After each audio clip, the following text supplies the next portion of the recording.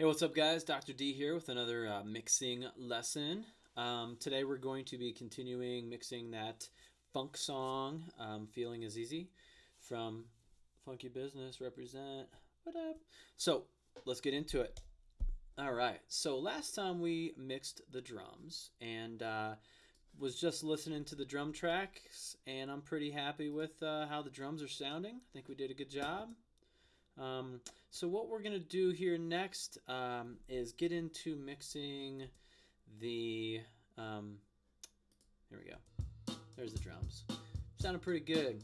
Got a good kick, beefy, hi-hat sounding good, snares popping, and we can continue tweaking that after we kind of add some other instruments to the mix. So that's what we're doing today. Let's start with bass. I'm going to turn off my drum group here. And go ahead and find my bass track and get to it. So I'm going to solo this bass and kind of listen to it a little bit and see what's going on. So this is a direct in bass. And it's got some high elements, some brightness to it, and also has some lowness to it. Earlier on, we created a bass sum track. And the reason we did that, because a lot of times what I like to do with bass is duplicate it, just like I do with kicks and snares, and kind of like carve out different low and high and mid elements to the bass to kind of shape the tone of it. Another thing you can do is if you have them, you can pull in plugins that do amp modeling. So that's usually what I would do, is just use like an amp modeling plugin here. Maybe grab the Native Instruments guitar rig. But we're going to do things raw with the basic plugins today. So I'm going to duplicate this track, this bass track. I'm going to right click on it, duplicate it at least once. And what I'm going to do here is I'm going to label these bass low and bass high. Because basically, no pun intended, I want to have a low element of the bass and I want a brighter element of the bass that has more of the articulation and brightness of the strings. So I got bass low, bass high tracks. I duplicated that one track, so it's routed. Both of these tracks are routed into my my sum track. So I'm going to start with bass low, and I'll throw an EQ on here right away and probably carve out some of the higher elements of the bass. Kind of darken it up a bit.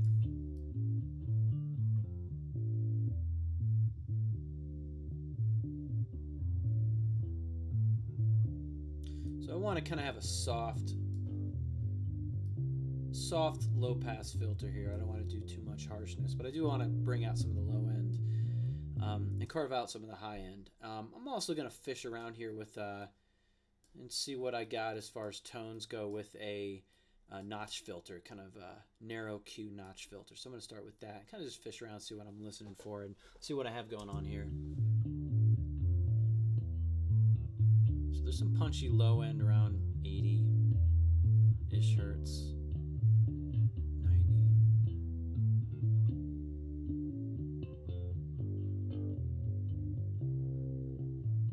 Not a big fan of the 500. And then as I get higher, there's some more stuff up there. So I think I'm going to duck out some 500. Maybe give a little bit of a boost to that 80 area, get it a little bit fatty and subby. And I'm going to do a high pass filter at about 40 hertz or so, just to get some of the low frequencies out of it.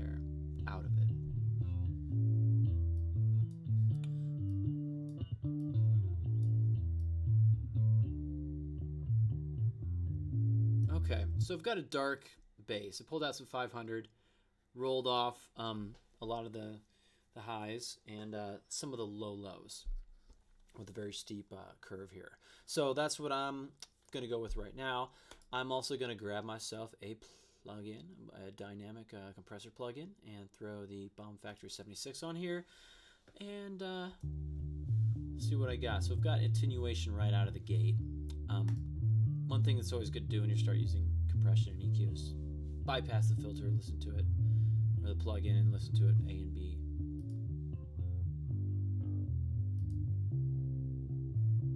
So it kind of evens out the bass a little bit. Maybe I'll give a little bit more. course it helps to have it on. Okay, so it's kind of hanging in there. It's going to kind of basically squash the bass down so I can have more of an even sound. If I want a little bit more punch and I want to accentuate some of the attack of some of these notes and make them a little bit more punchier, I can slow my attack time down and speed up my release time.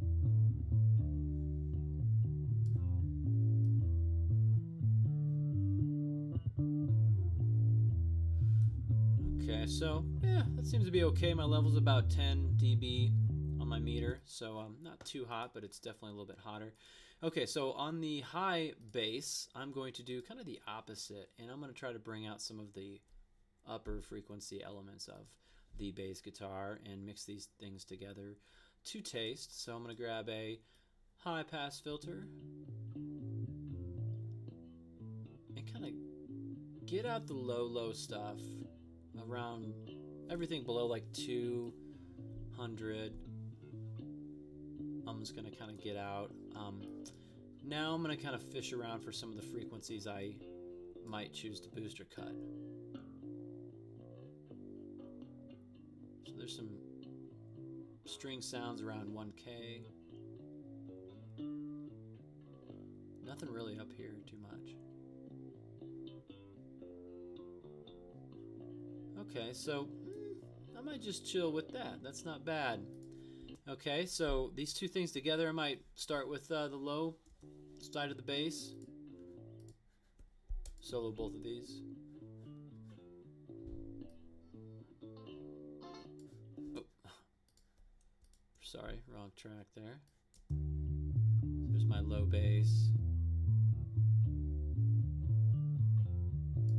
Okay, you notice there's a big dynamic difference between those two, so I'm going to throw the bomb factor 76 back on there on the high bass and get this adjusted to start doing some attenuation. There it is.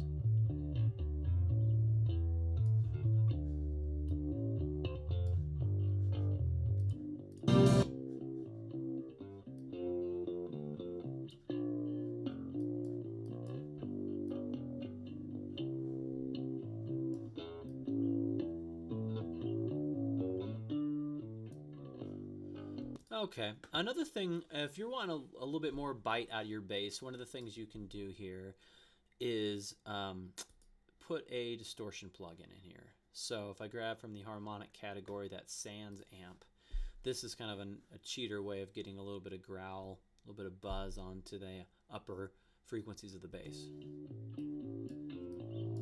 Of course, it's going to introduce a lot of noise.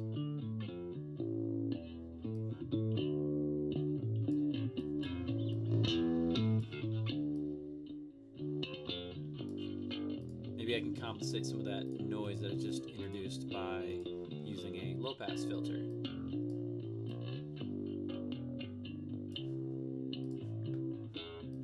So now with the two things together, I've got some subby low bass. If I want some growly, that kind of brings that up. So that's just a trick you might try sometimes. I don't think I need to hear it so much, but if I really wanted it, there we go. I can add some of that growl and articulation to the bass. Okay, cool. So another thing I might do is compress or put a limiter on the sum track for the bass. And this compression on bass is kind of a thing I like to do a lot because I want the bass to basically be bumping along, boom, boom, boom, activating the speakers in an even way. I don't want the bass to kind of like come and go in the mix. I want it to be just like a wall of sub sound that's always consistent in the same volume. So that's why I use a lot of compression or limiting on the bass, just so I can squash it to the point of it's always going to be humping at the same volume. So I might throw one on my bass sum track here and get a little bit of compression going on with the quick attack, maybe make it a little bit punchier, maybe slow attack, quick release.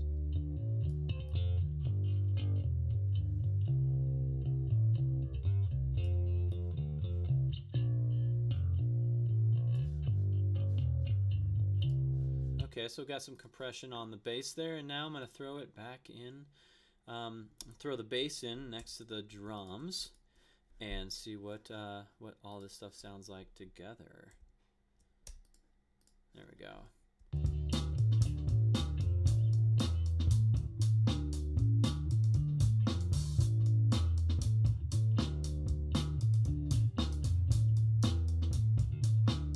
Okay, cool. All right, that'll work. I can tweak it as I go. All right, so the next thing I want to get in here is the electric guitars. I've got a lead and a rhythm guitar. Usually with electric guitars, if you're miking an amp or using some sort of amp modeling, I think I did amp modeling on this recording just to try it out. But guitar tone is kind of already pretty dialed in from the musician's amp and their sound there, so you don't have to do a whole lot of processing on guitars usually. They kind of like exist with their tone and the reverb, and everything's kind of already there.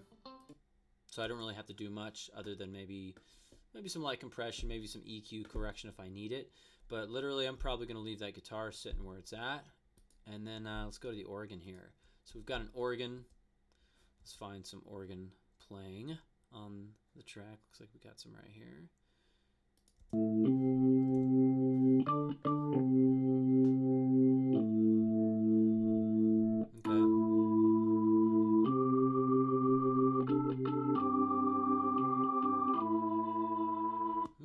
Okay. So stereo organ, I've got left and right channels, so I'm going to pan those apart for sure. And you can hear the phasing back and forth with that Leslie speaker coming on.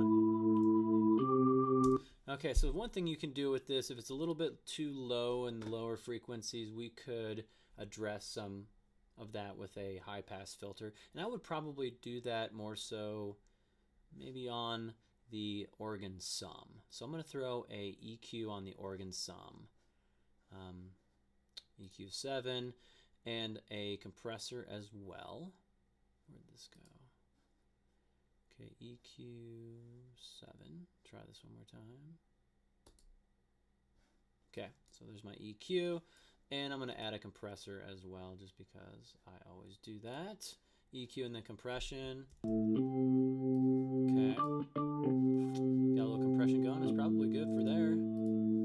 I might duck out some of the lows so it's not getting in the way of the bass. And I could also get crazy and I could EQ low and high from the left to the right. Have like low end of the organ on the left side or higher end on the right side. Another thing I might do is if I want the organ to be a little bit more growly and distorted, I might throw some distortion on that organ to get it to break up a bit. I'm going to kind of let it do its thing, like organ tone or amp modeling or organ modeling. A lot of times it's pretty spot on. You don't have to do a lot of processing with things like that because it's coming out with like already a raw, realistic sound, and that's kind of the sound of an organ. So let's move on into our horns. So this will be a lot of work here.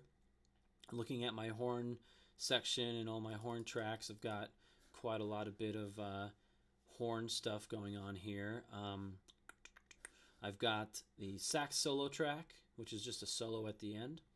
I've got all the horns playing together, so I've got bone, tenor sax, and a trumpet. And then there's a left and right horn, so almost like a horn room sound. So let's kind of start with the horn room sound. And, you know, if I'm doing horns in the room, I kind of want to pan these things apart.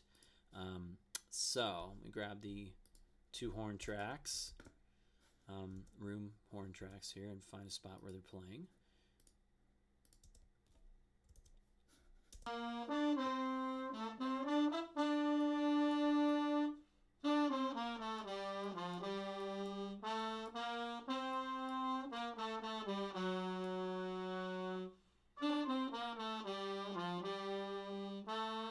So I feel like there's a little bit more weight on the left speaker. You can see it dynamically with the meters too. Seems like we got a little bit more volume coming out of the left side. So I'm gonna bring that left side down a little bit, balance it out. Just kind of feel like a balance of sound hitting me from both speakers. There we go. So So I'm hearing brass, the trumpet on the right side more, and I'm hearing tenor and bone in the left side. So I don't want to like screw that up too much. So my panning of my other horns, my individual horn closed mics, I'm going to pan to reflect that. So I'm going to kind of go, almost hear like sax heavier dominating in the left. So I'm going to go kind of hardish left with the sax, and then I'm going to try bone to be kind of more or less centered, and then maybe trumpet a little bit to the right. I'm going to put trumpet next to that. All right. Now I'm going to solo these individual close mic horns and try to balance those together. I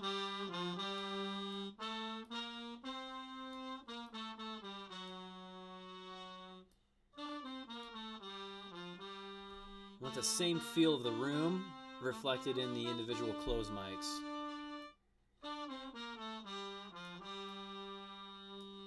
Okay, and go back to the...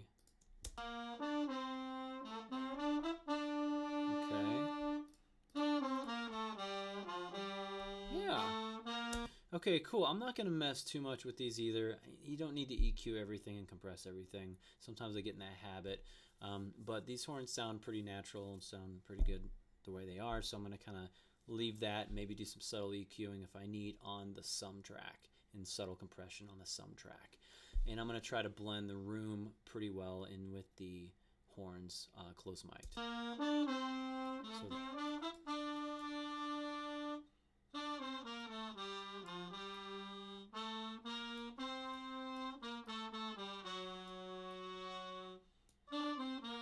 okay, cool. So I've got a little bit of room ambiance. I've got the natural reverb of the room in the space, kind of in the blend going on with that horn overheads, and I'm kind of happy with that.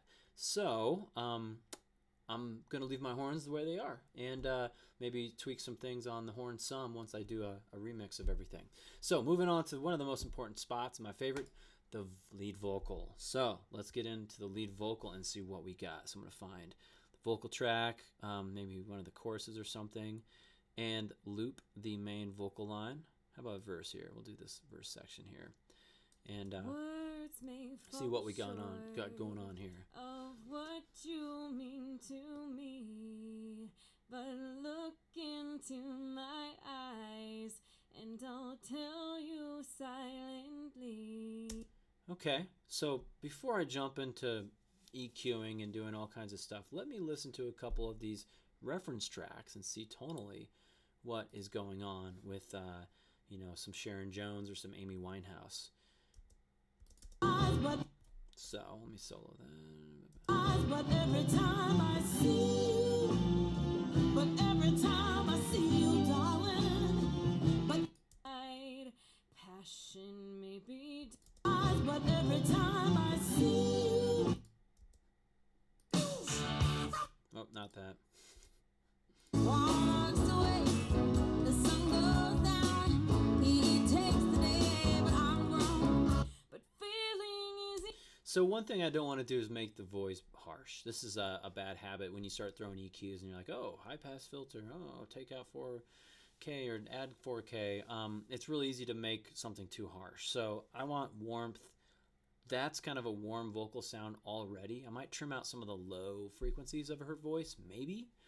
Maybe some of the 500 just to tap down some of the boxiness of it, and maybe just accentuate some of the highs to get some of the sibilants. But I don't want to make this bright sounding. I like the warmth of her voice going on right now. So what I'm going to start with is some EQ, and I'm going to do passion may be difficult. just a subtle removal or subtle duck down of some of the 500. Passion may be difficult. And maybe just a little help of the sibilants up here around 4 to 8K.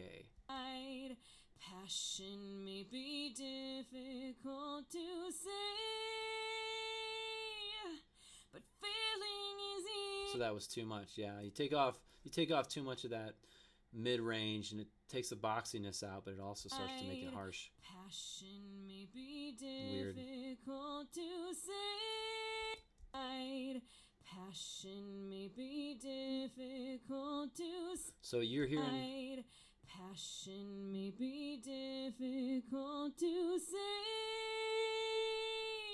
Hide. Passion may be difficult to say. So I don't like some of the 500, and I also don't like some of the. It looks like maybe 250. Hide. Passion may. Some of that passion right there, that P popping sound. So I'm just gonna do a subtle, really quick notch filter. Some of that. Hide. Passion may be difficult to say, but feeling is easy. Okay, so it's very subtle. Very subtle EQing. I bumped some of the highs, took out some, whatever that was, to looks like 140 hertz, which you really don't need anything that low anyway. And I might just remove everything below like 50, 60 hertz. There's no voice, anything that needs to be down in that low bass frequency. So that's kind of what I got going on there. I'm going to leave it, and really what's going to be heavily placed on the voice for me is going to be some compression. So I'm going to get this Bomb Factory compressor going, get some 5 to 6 dB at least of attenuation happen.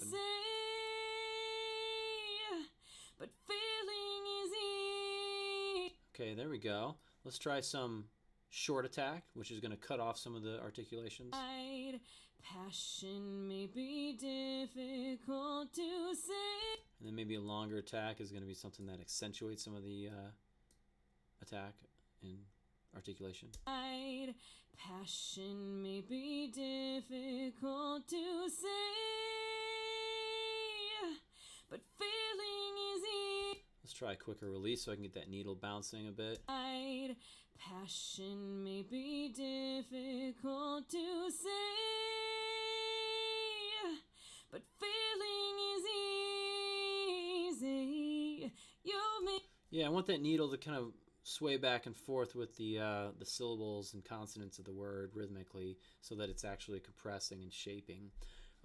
So I think that's going to work for me. So yeah, onto the vocal harmonies, which will probably be panned apart. Here's vocal harmonies down here. I'm going to listen to these.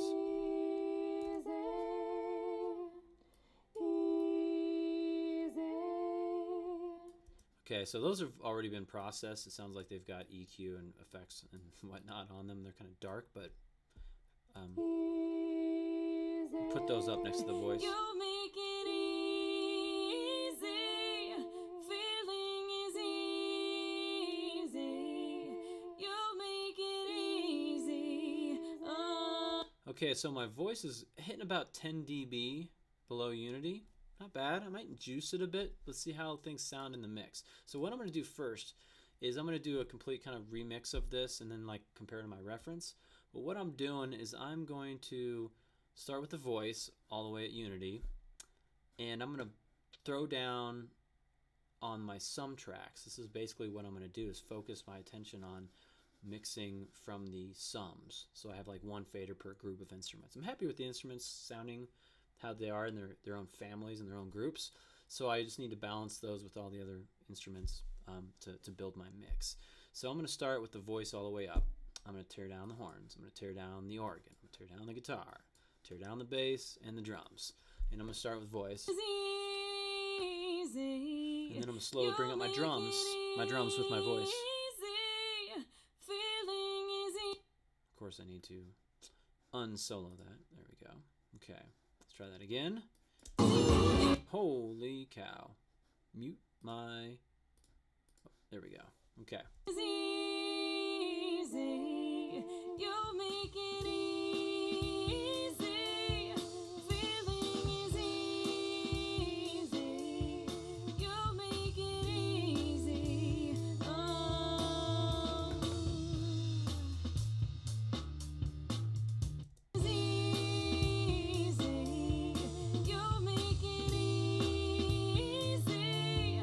Feeling is easy. Okay, so I got the voice dead center. The most important thing obviously is the voice. Bring the drums along with it, and kind of make sure that the voice and the drums are kind of grooving nicely and not overpowered by the drums or the voice, or vice versa. And then I'm going to bring in the bass. I'm slowly filling in the swimming pool with all the people in it, and then all like the sounds that kind of squish around all the voices. That's my visual analogy of it. But bringing in drums, then I bring in bass, get those things moving good. And then I'm going to bring in some guitar. Or maybe organ.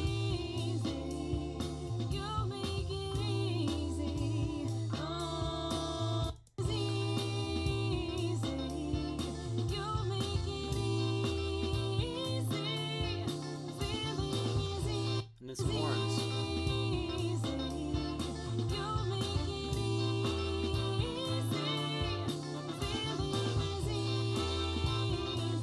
Okay, so everything's kind of happy. I can hear it all. At this point, I would start to work on some panning.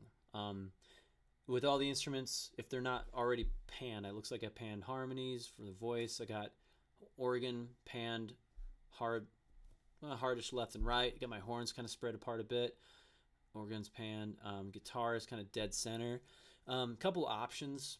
I could put horns on one side and then guitar on the other side. I could balance instruments out, like organ on right, guitar on left, horns all the way around everybody. But for this panning stuff, you really kind of have to listen around to some other recordings of songs and whatnot that are in the same style. So I'm going to listen to the panning of some of my reference tracks for ideas on how to pan these instruments, because both of these, or all three of these, well, just two of them actually have horns, but these two reference tracks that I'm choosing from all have horn sections, and I want to get an idea of like where the horns are panned.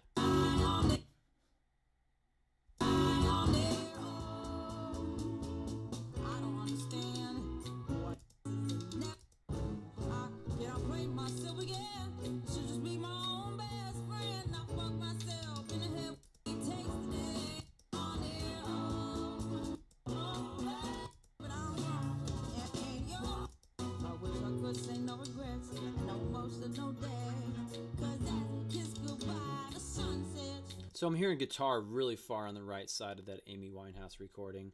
Orchestras, everything's like everywhere, so I might have to find a different track to get an idea of like horn panning. But let's go to Sharon Jones here and see what we got.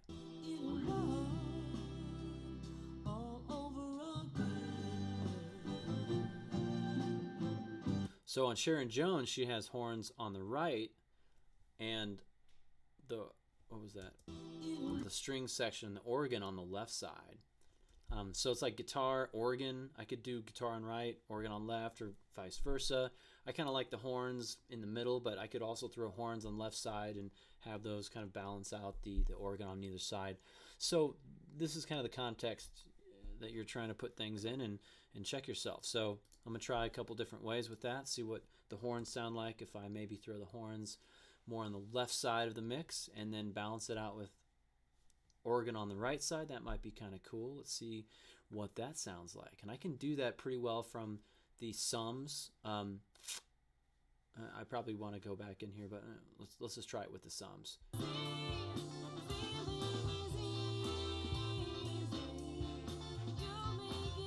Throw that organ all the way on the left.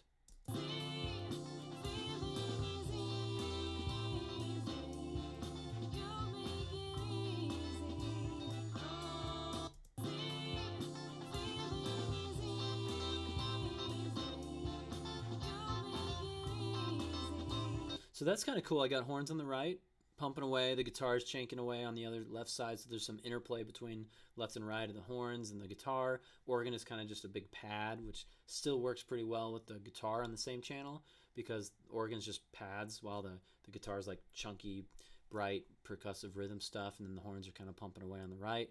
So that could be cool. Probably not hard pan, extremely hard like I have going on here, but...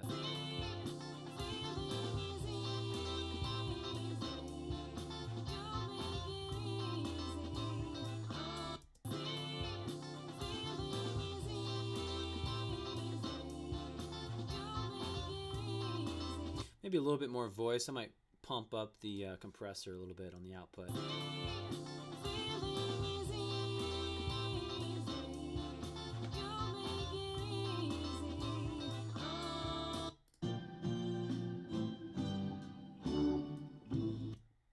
And reference tracks. I see you, darling, but every time I see you, the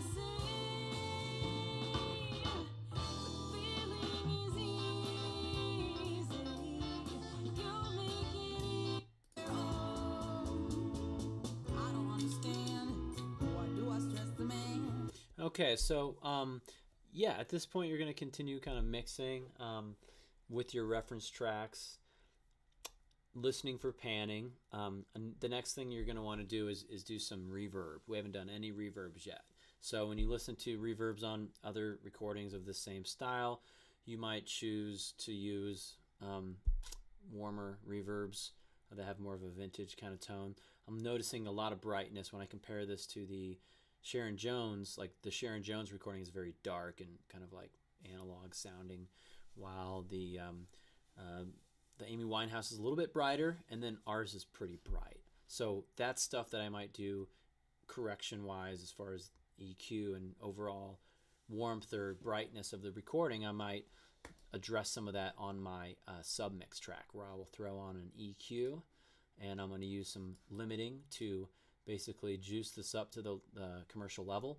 And I'm going to start doing this pretty soon here, because the deal is when you start mastering things, essentially, like, it's going to change the sound. When you turn things up like full on loud, it's going to sound differently. So you kind of need, I like to mix with mastering plugins, my mastering chain on my submix, so I get a kind of an accurate representation of what it's going to sound like when it is mastered. Of course, I'll not use these and maybe master on a different session, but I am going to use the limiting right away so that I can start to have some context tonally of what's going on, and that's going to inform me a little bit better. So I got my mix here. I'm going to bring down the threshold a little bit.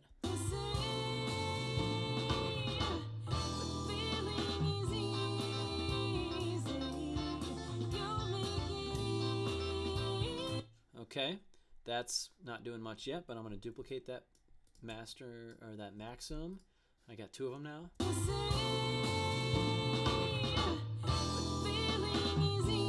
So with just two of these things, the first one didn't have any attenuation happening. No attenuation on that first one, but I did bring the threshold down about 2 dB. I'm going to duck the ceiling down just a little bit too, a couple point dBs. And then on the second one, I'm getting like a little bit of attenuation. I don't ever want to go above 2 dB of attenuation on this maximum. It seems to start to distort and stuff. But what I'm really going for is I want my level to essentially get all the way up to unity. Because if I turn one of these reference tracks up, like if I turn Back in Black up and I solo it and play it through here, you're going to see this thing pinned all the way at like unity. It's peaking. So volume-wise, mastered songs, commercially mastered songs, are usually all the way up to the top, all the way at unity gain. So I'm kind of like trying to do that with my song too, so I'm in the ballpark. Looks like I'm there. It's just with 2 limiters. So now when I go back and forth between my track and Back in Black AC/DC, which is screaming loud, I'm in the ballpark now. Now a fair comparison to all these other songs. Amy Winehouse is just about there, a little bit under. And then Sharon Jones is probably well under because it's an older recording. Actually, no, it's all the way up, peaked. Okay, so you kind of get you an idea of like how mastering works. It's loud.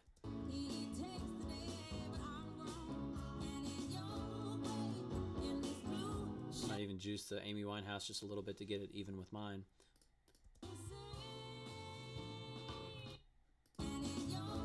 Maybe I don't need to do that. So this is where I'm going to get informed with my EQ, my use of reverbs and whatnot, because the reverbs are going to change dynamics a little bit too. As you put reverb on some of these songs and some of these instruments, you're going to basically hear a little bit more volume. So the reference track shuffle back and forth between each reference track is so important. That's how you know if you're in the ballpark of a good mixing and a good mix and a good master. It's got to sound just like everything else that's commercially out there in the same genre, especially great stuff like, you know, Amy Winehouse or Sharon Jones. It's legit. So if your song sounds like that and it's a funk band with horns or metal or whatever the genre is, like, you know, you're doing a pretty decent job if it sounds just like the other recordings. Okay, so let me throw some verb on. Let me do the verb dance real quick. So I have long verb and short verb. I'm going to do for my short verb, I'm going to do some sort of bright sounding reverb. I have a bunch of fancy reverbs, but I'm just going to pull in the basic B's here with the air reverb, I guess, or true verb. What is basic? I guess R verb, what I got right here. So whatever your basic, that's Renaissance. Basic plug-in reverb for H verb. What is it? D verb. That's the basic one, at least on my model of Pro Tools. So anyway, then I'm going to work with this. I'm going to go with like plate, maybe something small. And I'm going to go ahead and reveal or show my sends on my short verb. And you can see once I reveal, this is command click on the left side of the send play here. That plate, it'll expose a fader. So showing the Vox lead. I've got D verb on. This is up. Okay, so basically now I can test my reverbs out.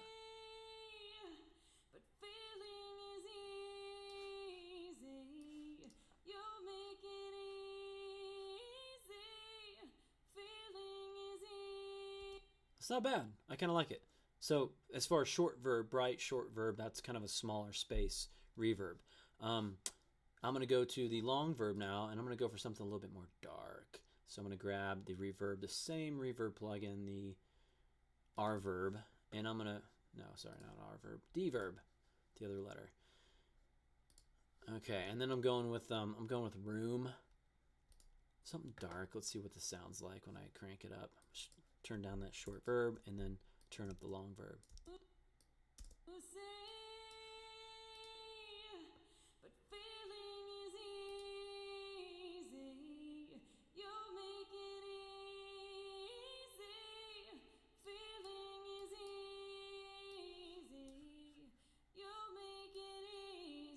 So this high frequency cut is essentially that. It's going to cut the high frequencies and warm this verb up.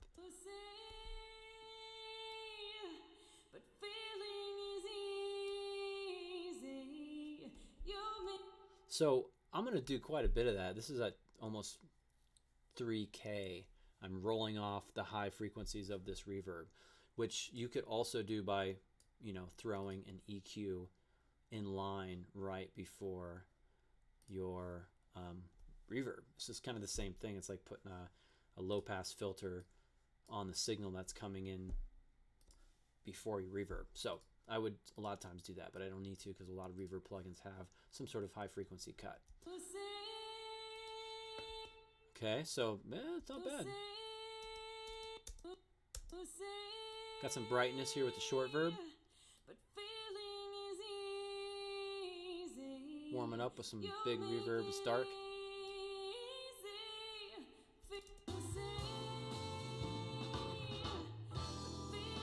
So another thing with reverb, what you're doing essentially is you're placing instruments in a space. As you pan them left and right and get them kind of like left and right positioning. So there's space for all the instruments to exist and work with each other and not sit on top of each other and overlap. Kick, snare, bass, voice, solo instruments always dead center. And then your voice. But then what you want to do is sometimes set instruments back. So you can set instruments back with turning the volume down and adding reverb, and they sound more distant. So you can kind of create like a depth to your mix by using reverb. So you might do that on things like snare. You know, if I go to my snare sum track and I start soloing this, or solo all my snares, so I can listen to the snare drum by itself. Turn off that group. I'm gonna do this with the snare here.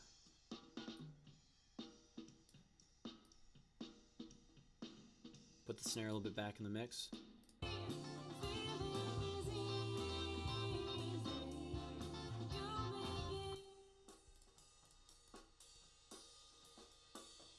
Okay, maybe add a little bit to my hi-hats and cymbal sounds, overheads and room.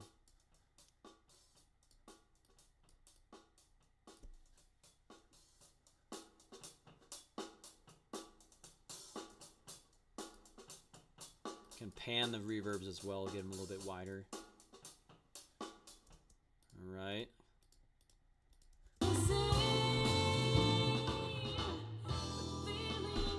So now my drums sound a little bit further back with that snare having some verb on it.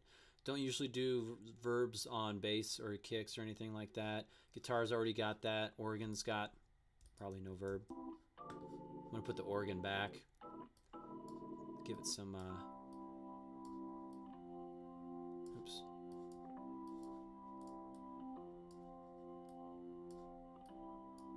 And pan these apart.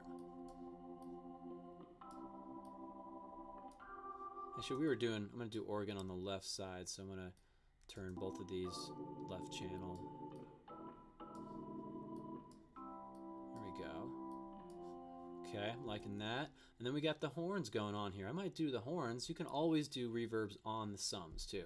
If you have like a bunch of horns, you don't need to, essentially, I'm going to put the organ back to be left and right, so it's good here on my sums, panning wise.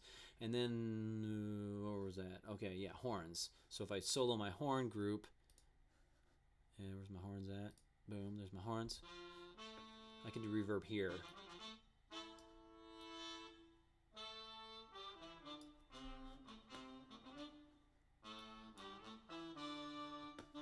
If I want to put the horns pan left, I probably should do that on individual tracks.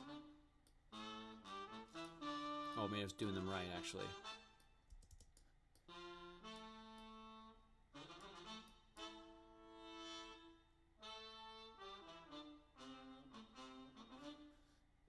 Okay, digging that.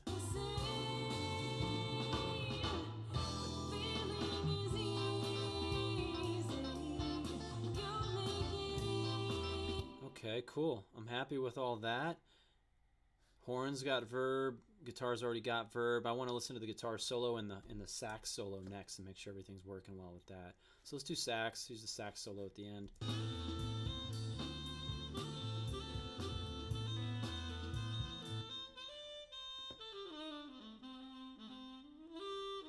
A little verb on that. There actually might be verb already on that sax. So that's good. We've got the guitar solo. Balance wise, I kind of want to check that too with the rest of the band. Okay. Sax is in there pretty good. Probably about as strong as the voice.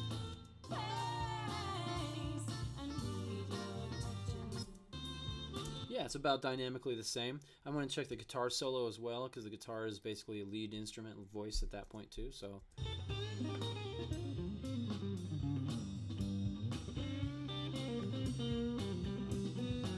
It's pretty loud. How's it compare to the voice?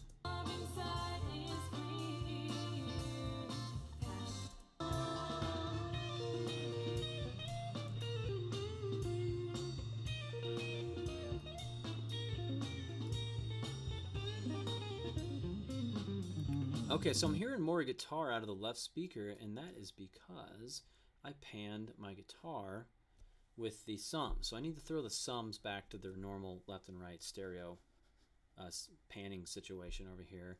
And if I'm going to pan the guitar, rhythm guitar, I'm going to do it just with the individual track. So find where the guitar is playing rhythm.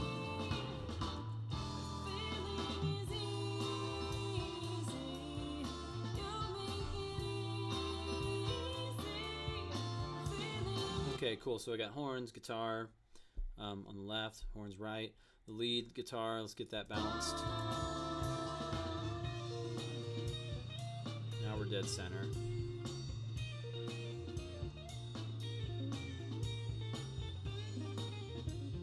Pretty good balance. I would say it doesn't need to come up very much at all. Okay, cool. All right, so I would kind of listen to this on several different systems. I'd bounce this out, listen to it on my car, listen to it headphones, listen to it on friend's stereo. Go listen to those reference tracks on these same systems as well, and be bouncing back and forth a few times and making adjustments. If I think my mix is a little bright, which I think I do, I'd probably use a shelf filter like right here, and maybe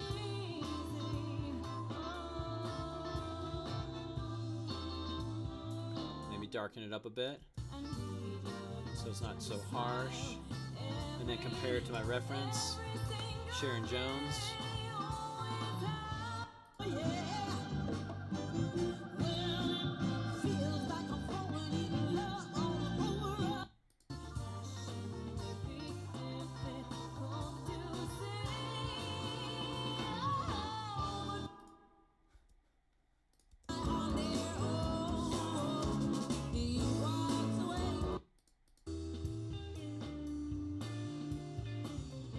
So I'm still feeling like I'm a little quiet here. I might grab another Maxim and see if I can juice this just a bit more.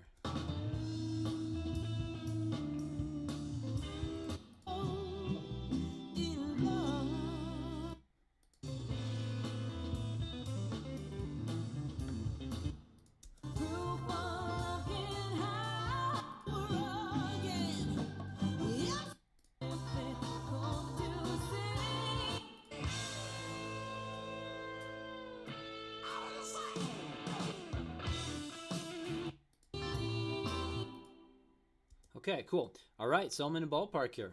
We'll kind of call it there, but reference mixing is so important. Have your references up there. Check yourself before you wreck yourself. You can't trust your ears after you've been sitting in front of the speakers blasting music at yourself every different way. So always have your references. Check that for everything. And thanks for tuning in. Enjoy mixing, and we'll see you on the next video. Peace out.